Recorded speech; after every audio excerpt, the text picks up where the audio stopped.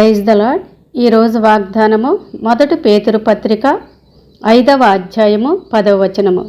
తన నిత్య మహిమకు క్రీస్తునందు మిమ్మును పిలిచిన సర్వకృపానిధియగు దేవుడు కొంచెము కాలము మీరు శ్రమపడిన పిమ్మట తానే మిమ్మును పూర్ణులనుగా చేసి స్థిరపరచి బలపరుతును.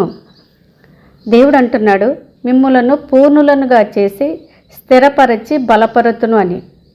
ఎప్పుడు పరిపూర్ణతలోనికి దేవుడు తీసుకొస్తాడు అంటే మనము శ్రమలను సహించినప్పుడు. దేవుడు అంటున్నాడు, లోకములో మీకు శ్రమలు కలుగును, అయినను ధైర్యముగా ఉండండి అని. దేవుని వాక్యం సెలవిస్తుంది, శ్రమలు సహించువాడు ధన్యుడు అని. ఆయన మనలను పరిపూర్ణులుగా చేయాలి అంటే పిలిచిన పిలుపుకు లోబడి ఉండాలి. ఎందుకంటే పిలిచిన దేవుడు నమ్మదగిన దేవుడు. అంధకార సంబంధమైన అధికారములో నుండి మనలను విడిపించి తన నిత్య మహిమకు వారసులుగా చేసుకున్నాడు. ఈ మాటలు వింటున్న నీవు శ్రమల వైపు చూడకు, దేవుని వైపు చూడు. శ్రమల కంటే గొప్పవాడు యేసయ్యను కలిగి ఉన్నాం.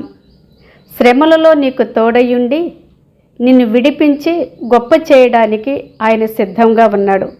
నీవు సిద్ధముగా ఉన్నావా? నమ్మకమైన సృష్టికర్తకు నీ ఆత్మను అప్పగించుకో. ఆయన మనలను ఆత్మీయముగా స్థిరపరిచి ప్రతి దుష్టత్వము నుండి తప్పిస్తాడు. బంగారము కొలిమిలో కాల్చబడినప్పుడు సువర్ణముగా మారి మంచి వస్తువుగా తయారు చేయబడుతుంది. శ్రమలనే కొలిమిలో నీవు కాల్చబడినప్పుడు దేవుడు నిన్ను తనకిష్టమైన పాత్రలుగా మలుచుకుంటాడు. అప్పుడు నీవు అనేకులకు దీవెనకర్మగా ఆశీర్వాదకర్మగా ఉంటావు. ప్రార్థన. నిత్యము మమ్మలను ప్రేమిస్తున్న మా పరలోకపు తండ్రి, శ్రమలు సహించువాడు ధన్యుడు అన్నావు. శ్రమలు సమస్యలనే కొలిములో మమ్మలను కాల్చి మమ్మల్ని పరిపూర్ణులుగా చేసి ఆత్మీయముగా స్థిరపరిచి బలపరుచుమని యేసుక్రీస్తు నామమున అడిగి వేడుకుంటున్నాము తండ్రి. ఆమెన్. God bless you.